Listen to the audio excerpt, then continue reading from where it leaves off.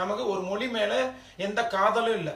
இல்ல தமிழ் மட்டும்தான் உயர்ந்தது, மலையாளம் தாழ்ந்தது, தெலுங்கு தாழ்ந்தது, இங்கிலீஷ் தாழ்ந்தது, அந்த இது கிடையாது.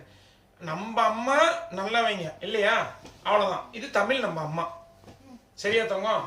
அவ்வளவுதான். மத்த அம்மா எனக்கு சின்னம்மா பெரியம்மா, அவங்களும் நல்லவங்க தான், அவ்வளவுதான்.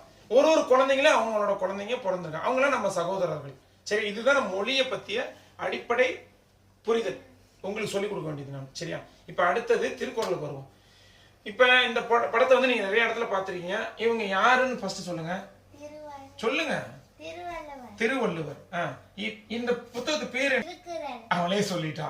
அப்ப இது திருவள்ளுவர் எழுதிய திருக்குறள் நான் புரிஞ்சுக்கிட்டுமா? சரி, அப்ப போயிருவோம். இதுல போட்டிருக்காங்க உலகம் போற்றும் திருக்குறள், குறளும் பொருளும் ஆரம்பிக்குது. உங்களுக்கு சொல்ல வேண்டிய மட்டும் நான் சொல்றேன். பதிப்புரைனா நான் ஏற்கனவே சொன்ன மாதிரி பப்ளிகேஷன் இங்கிலீஷ்ல இருக்கு. யார் இதை பப்ளிஷ் பண்றாங்களோ அவங்க இதை பத்தி ஒண்ணு போட்டிருக்காங்க. இப்ப பாரு, பப்ளிஷ் சொன்னதான் உங்களுக்கு புரியுது. இதை நீங்க தமிழ்ல புரிஞ்சுக்கணும். பதிப்பு, பதிப்புனா அச்சிடுதல், ஒரு விஷயத்தை பதிதல், அதுதான் பதிப்பு உரை. பதிப்பு உரை. சரியா? கரெக்ட் தான்.